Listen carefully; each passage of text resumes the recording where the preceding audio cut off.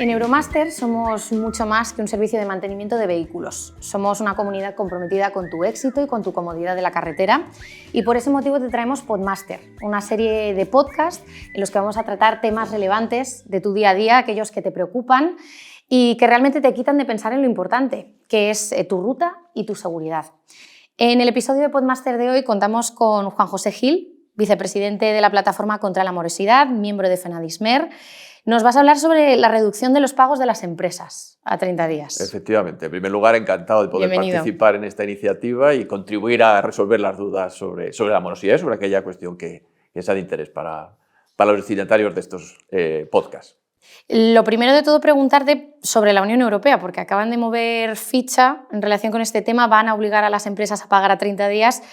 ¿Cuáles son las implicaciones que tiene este nuevo cambio? Bueno, hay que tener en cuenta que la morosidad es un problema sobre todo que se produce en los países del sur de Europa. España es un ejemplo de alta morosidad, sobre todo autónomos y pymes sufren unas dilaciones en los pagos que no son admisibles y efectivamente la Unión Europea ha abordado este tema, ya ha hecho directivas comunitarias en anteriores ocasiones, pero en esta ocasión lo que la Comisión Europea ya ha tramitado es un proyecto de reglamento europeo, que a diferencia de las directivas europeas supone que una vez aprobado es directamente aplicable a los Estados miembros, mientras que las directivas lo que supone es que luego los Estados lo transponen, con lo que eso conlleva de diferencias de interpretación y de falta de armonización. En este caso, la Unión Europea ha entendido que es un problema que afecta a toda la Unión Europea, sobre todo a los países del sur de Europa, y por tanto lo que ha decidido es abordar un reglamento en el que incluye una serie de modificaciones que van a ser muy importantes, sobre todo para la economía española en general. ¿Va a haber excepciones que tengamos que tener en cuenta a la hora de la aplicación? No, en principio es un reglamento directamente aplicable a todos los sectores económicos, también al sector del transporte por carretera y por tanto va a ser una norma que una vez que entre en vigor, de hecho el compromiso de la Comisión Europea es que se apruebe antes de que se acabe esta legislatura, que acaba en mayo del 2024, por tanto tiene apenas 7 meses para aprobar esta norma y una vez que se aprueba entrará en vigor entre los países de la Unión Europea. ¿Y cómo se va a vigilar el cumplimiento de la normativa? ¿En los plazos hay sanciones previstas que ya sepamos? Esto es lo importante, que hasta ahora todas las directivas que se han ido transponiendo los Estados miembros no establecía un régimen sancionador. Y eso hace que aunque se establecieran plazos máximos de pago, hablábamos de 60 días, como plazo máximo de pago, pues en muchos casos, y España es un ejemplo de ello, no se cumplía. Efectivamente, este reglamento europeo contempla la obligación para los Estados miembros de establecer un régimen sancionador, que es lo que va a hacer efectivo el cumplimiento de esos plazos. Es cierto que en España, en el caso del sector del transporte, al que va dirigido los podcasts que está elaborando Euromaster, precisamente estamos privilegiados respecto a otros sectores en el sentido de que ya tenemos aprobado afortunadamente un régimen sancionador y los resultados son muy positivos. Por eso el que para el resto de actividades económicas también se establezca un régimen sancionador va a suponer un avance muy significativo en la reducción de los plazos. Y si a pesar de toda esta nueva normativa, la empresa para la que hemos realizado la actividad tiene o sufre retrasos o no nos paga a tiempo, ¿qué proceso podemos seguir nosotros? ¿Qué vías legales tenemos para poder reclamarlo? Bueno, hay 2 vías, o habrá 2 vías una vez que se apruebe la norma, que ya la tenemos, como digo, en el sector del transporte por carretera en España. Uno, instar el que se promueva un procedimiento sancionador contra esa empresa, ¿de acuerdo? Luego hablaremos con más detalle de cómo se lleva a cabo. Y luego, lógicamente, tiene la vía directa, que es reclamar directamente este impago. Para ello puede acudir a 2 vías, o bien los tribunales ordinarios, con lo que eso conlleva de dilación en los plazos. En muchos casos pues hablamos que los tribunales no resuelven hasta 2 o 3 años de dilación. Es decir, a la dilación del plazo de cobro se une la dilación en la tramitación de esta reclamación judicial. Pero afortunadamente en el sector del transporte, y así el reglamento europeo también lo prevé, tenemos un mecanismo alternativo de resolución de controversias que son las denominadas juntas arbitrales de transporte. En todas las consejerías de transporte de todas las comunidades autónomas hay un organismo que es absolutamente gratuito, no formalista, no requiere presencia ni de abogado ni de procurador.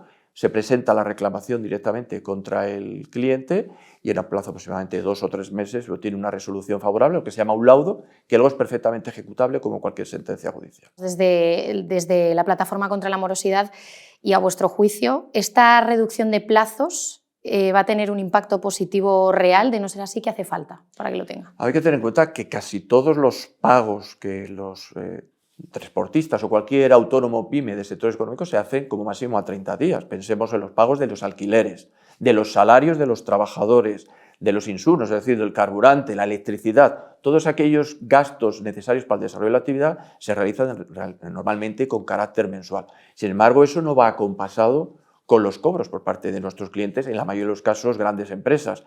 Según los sectores económicos puede llegar a ser de hasta 300 días de cobro. Es decir, esto obliga a los autónomos y pymes a tener que generar una tesorería adicional vía financiación, no porque vaya a incrementar su actividad económica, sino simplemente para poder tener circulante necesario para poder afrontar a estos pagos. Precisamente eso es lo que es anormal, es decir, yo tendría que, según realizo el servicio, cobrar por la prestación de servicio, no esperar casi un año en algunos sectores a poder cobrar. En el sector del transporte, que afortunadamente, como te decía antes, ya llevamos con 2 años de aplicación de este régimen sancionador, aún así estamos todavía teniendo problemas para cumplir el plazo de los 60 días. Sí que es cierto que en estos 2 años hemos reducido en casi de 90 y tantos días, que más o menos eran los plazos medios de pago, ahora aproximadamente estamos en 65 días de media, es decir, muy próximo a los 60 días. Pero para que se llegue a esos 60 días significa que hay quien paga en plazo, hay quien paga a 30 días, pero todavía tenemos casos de empresas que pagan a 90,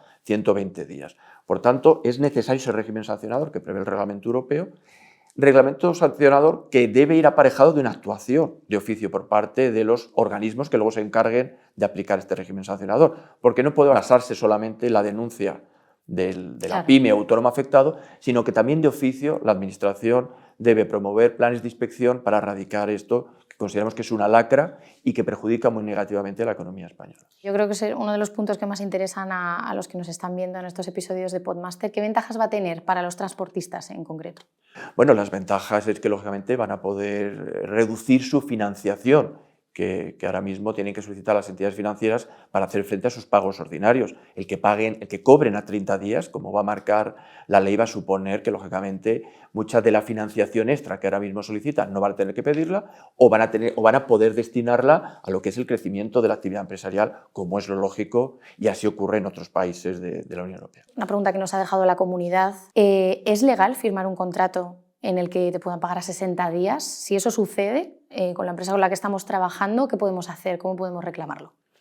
Para empezar, es nulo cualquier contrato en el que prevea una cláusula en el que se establezca un plazo superior a los plazos legales de pago, que son 60 días como máximo, ¿de acuerdo? Por tanto, sería nulo. No es, lógicamente, ahora mismo eso no se produce, y si se produjera, lógicamente, igual que si te pagaran a más de 60 días, la posibilidad que tienes es recurrir a los servicios de inspección de transportes para presentar una reclamación. Reclamación, además, que contamos con la ventaja de que son anónimas las denuncias que se presentan. En la página web del Ministerio de Transportes hay un buzón de denuncias anónimas en las que no tiene que figurar para nada los datos tuyos, sino simplemente los datos de la empresa infractora. Indicas los datos básicos de la empresa infractora y a partir de ese momento los servicios de inspección de transportes actúan contra la empresa de transportes, le piden lógicamente todas las facturas y todos los pagos que han realizado a todos sus proveedores, no por tanto a ti solo, y en función de eso lógicamente se les sanciona. Además, que una ventaja adicional que ha establecido la ley del régimen sancionador de morosidad en materia de transportes es que además luego se hacen públicos el listado de esas empresas que han sido morosas, es decir, que no han pagado en plazo, porque eso produce un efecto de desincentivación, es decir, un efecto ejemplarizante en el sentido de decir, tú has sido publicado en un listado, lógicamente los transportistas que trabajen para esa empresa infractora ya se encargarán de verificar que los plazos de pago se producen dentro de la legalidad y, por tanto, no es solamente la sanción en sí que se le impone, sino también esa publicación en un listado que periódicamente va actualizando el Ministerio de Transporte. Juan José Gil, dudas despejadas, muchas gracias por estar con nosotros en Podmaster. Muchísimas gracias a vosotros.